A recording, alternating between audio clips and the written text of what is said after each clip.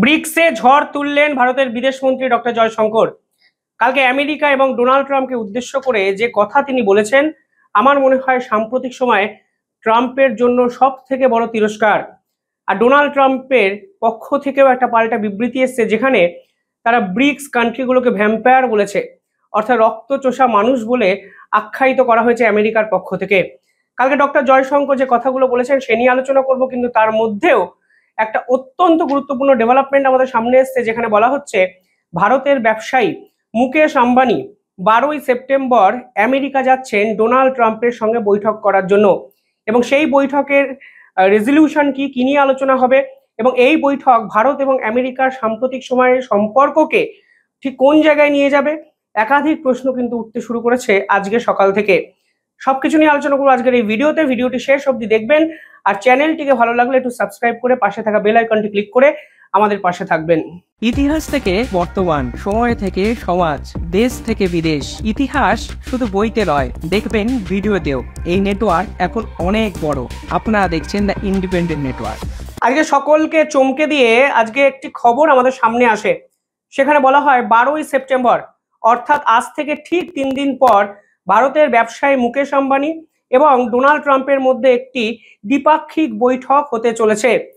Donald ট্রাম্পের পক্ষ থেকে ইতিমধ্যেই ভারত সরকারকে জানিয়ে দিয়েছে তারা কিছু নির্দিষ্ট প্রোডাক্টকে নিয়ে কোনোভাবেই কম্প্রোমাইজ করতে রাজি নয়।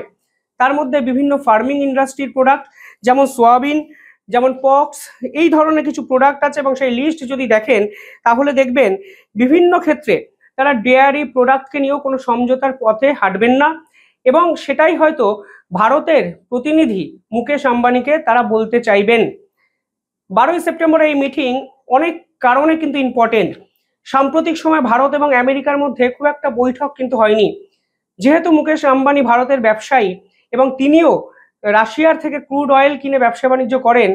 তাই প্রেক্ষাপটে এমন একটা জল্পনা তৈরি হয়েছে যে ডোনাল্ড ট্রাম্প কি নরম হতে শুরু করলেন ভারতের প্রতি, যে মুকেশ আম্বানি জিও যারা রাশিয়ার থেকে তেল কিনছেন, রিফাইন করছেন, এমনকি বিদেশে বিক্রি করছেন, তার সঙ্গে কেন ডোনাল্ড ট্রাম্প বৈঠক করতে রাজি হলেন, এই একটি প্রশ্ন।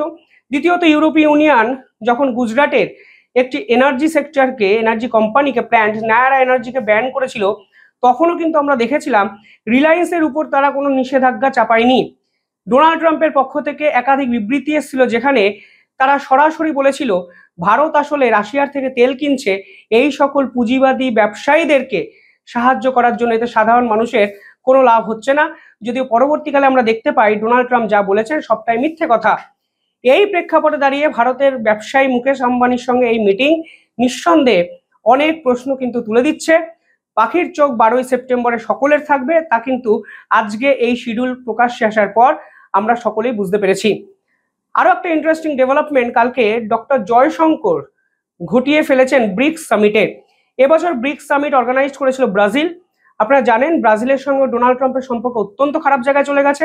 ব্রাজিলের উপর 50% ট্যারিফ চাপিয়েছেন ডোনাল্ড ট্রাম্প, এবং ব্রাজিলের প্রেসিডেন্ট লুনা দা সিলভা সরাসরি বলেছেন তিনি এই ট্যারিফ নিয়ে মোদি এবং চীনের প্রেসিডেন্টের সঙ্গে কথা বলবেন, কিন্তু কোনো অবস্থাতেই ট্রাম্পের সঙ্গে তিনি কথা বলবেন না। ফলে ব্রিক্স সামিট এইবার অনলাইনে যখন হোস্টিং ব্রাজিল করে, তখন ভারত কি বলবে এবং চীন কি বলবে তা নিয়ে কিন্তু সকলের অধীর আগ্রহে অপেক্ষা কিন্তু ছিল। ভারতের বিদেশমন্ত্রী ডক্টর জয়শঙ্কর প্রথম থেকেই ডোনাল্ড ট্রাম্পকে কিন্তু কার্যত ধুয়ে দিতে শুরু করেন। That so many serious stresses are being left unaddressed is understandably having consequences for the global order itself. It is this cumulative concern that BRICS is now discussing. Excellencies, the members of BRICS represent a broad diversity of societies who are nevertheless deeply affected by these developments.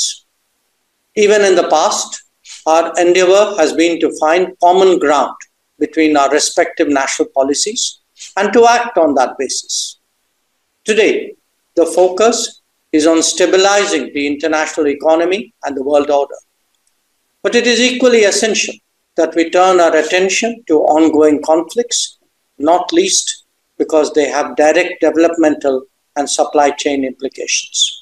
দুটো অত্যন্ত গুরুত্বপূর্ণ line doctor Jaishankar বলেছেন, তার মধ্যে সকলের আগে তিনি stability শব্দটি ব্যবহার করেছেন। তিনি বলেছেন এই মুহূর্তে যদি স্টেবল না হয় আমাদের ইকোনমিক্যাল এই যে জার্নি, তাহলে কিন্তু কোনো রাষ্ট্রই প্রোগ্রেসের দিকে এগিয়ে যেতে পারবে না। তিনি বলেছেন stable and predictable environment for trade and investment প্রয়োজন। অর্থাৎ প্রেডিক্টেবল এনভায়রনমেন্ট মানে কি বলতে চাইছেন, ধরুন আমেরিকার উপর বা আমেরিকাতে কেউ ইনভেস্ট করলো, কিন্তু ইনভেস্টমেন্টের 1 মাস পরেই জানা গেল যে আমেরিকা সরকার এমন কিছু পলিসি নিয়ে এসছেন যাতে এই প্রেডিক্টেবল ইনভেস্টমেন্টটা, যেটা 100 টাকায় পৌঁছানোর কথা ছিল, তা হঠাৎ করে কমে যেতে শুরু করলো এবং ব্যবসার যে পরিবেশ তা সম্পূর্ণভাবে শেষ হয়ে গেল। আপনারা জানেন কালকে ডোনাল্ড ট্রাম্পের প্রশাসনের পক্ষ থেকে অলরেডি সাউথ কোরিয়ার হুন্ডাই এবং এলজির যে ইভি প্ল্যান্ট ছিল সেখানে কিন্তু আকস্মিক রেড চালানো হয়। এই রেডে কিন্তু প্রায় 300 থেকে 350 জন স্কিল্ড ওয়ার্কারকে আটক করে ডোনাল্ড ট্রাম্পের প্রশাসন। এই যে আনপ্রেডিক্টেবিলিটি, যে আমি কালকে কি করব কেউ জানে না, ফলে যখন আপনাকে নিয়ে এত ডাউট, এত সন্দেহ আন্তর্জাতিক স্তরে তৈরি হবে, তখন ব্যবসাটা কিভাবে হবে? ব্যবসা তো হয় বিশ্বাসে, ভরসায়। ফলে সেখানে দাঁড়িয়ে ডোনাল্ড ট্রাম্প যেভাবে এই পুরো বিষয়টাকে একটা অনিশ্চয়তার জায়গায় নিয়ে যাচ্ছে, তা যে কাম্য নয় তা ভারতের পক্ষ থেকে পরিষ্কার বলে দেওয়া হয়েছে। পাশাপাশি এই মুহূর্তে কালেকটিভ এফোর্টের কথা বলা হয়েছে ভারতের পক্ষ থেকে। বলা হয়েছে এই কঠিন সময় সকলকে একসঙ্গে লড়াই করতে হবে এবং ডোনাল্ড ট্রাম্প যেরকম ভাবে আনস্টেবিলিটি এবং আনপ্রেডিক্টেবিলিটি আন্তর্জাতিক স্তরে ঢুকিয়ে দেওয়ার চেষ্টা করছেন, তার বিপক্ষে ভারত লড়ছে, ভারত লড়বে এবং ব্রিক্স কান্ট্রিগুলোও কিন্তু একসঙ্গে ভবিষ্যতে লড়াই করার শপথ গ্রহণ করেন। The world as a collective is seeking a stable and predictable environment for trade and investment. At the same time, it is imperative that economic practices are fair, transparent, and to everyone's benefit. When there are multiple disruptions, our objective should be to proof it against such shocks. That means creating more resilient, reliable, redundant, and shorter supply chains. Not just that, it is also essential that we democratize manufacturing and production and encourage their growth in different geographies. Progress in that regard will contribute to regional self-sufficiency and relieve anxieties at times of uncertainties. এই যখন summit শেষ হয় ঠিক তারপরেই আমেরিকার পক্ষ থেকে একটি বিবৃতি দেওয়া হয়। তারা ব্রিক্স কান্ট্রিগুলোকে সরাসরি ভ্যাম্পায়ার বলেন এবং ফের একবার হুঁশিয়ারি দেন পিটার নাভারো। আপনারা জানেন ডোনাল্ড ট্রাম্পের প্রায় ডানহাত, ভারতের ব্রাহ্মণ্যবাদ নিয়ে কথা বলেছেন, হিন্দুত্ব নিয়ে কথা বলেছেন, বিভিন্ন কথাবার্তা কিন্তু ভারতকে নিয়ে তিনি বলেছেন। এবার তিনি সরাসরি বললেন এই যে ব্রিক্স কান্ট্রিগুলো, দেশগুলো, তারা ভ্যাম্পায়ার অর্থাৎ রক্ত চোষা প্রাণী। কারণ কি? কারণ তারা যখন আমেরিকার সঙ্গে ব্যবসা বাণিজ্য করে তখন নাকি অতিরিক্ত ট্যারিফ চাপানো হয়, আর আজকে ডোনাল্ড ট্রাম্পের পক্ষ থেকে ট্যারিফ চাপানো হয়েছে বলে তাদের মধ্যে এত কোলাহল, এত হট্টগোল। ফলে ভারত এবং আমেরিকার সম্পর্ক ব্রিক্স সামিটের এই পুরো বিষয়টির পর আরও যে ঘেটে যাবে তা কিন্তু দিনের আলোর মতো স্পষ্ট। পাশাপাশি ডোনাল্ড ট্রাম্প যখন ভারতের সঙ্গে ফের একবার সংঘাতে গেলেন, তখন ফ্রান্সের পক্ষ থেকে ভারতের প্রধানমন্ত্রীকে ফোন করা হলো। খুব ইন্টারেস্টিং বিষয়, দেখুন সকালে ইসরায়েল ভারতের সঙ্গে চুক্তি করেছিলাম, একটি ভিডিও বানিয়েছিলাম।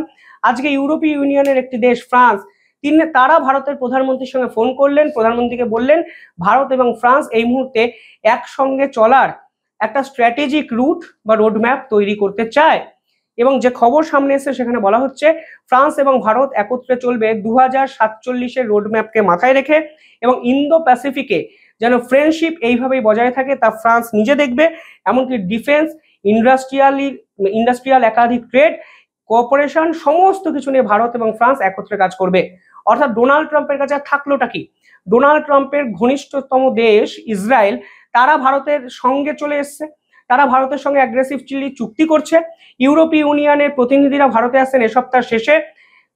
ফ্রান্সের অন্যতম সহযোগী রাষ্ট্র আমেরিকার, তাদের প্রধানমন্ত্রী, তাদের প্রেসিডেন্ট ইমানুয়েল ম্যাক্রো, তারা ভারতের প্রধানমন্ত্রীকে ফোন করে 2047-এর রোডম্যাপ তৈরি করলেন, যেখানে ভারত এবং ফ্রান্সের একসঙ্গে পথ চলা কিন্তু কনফার্ম হলো।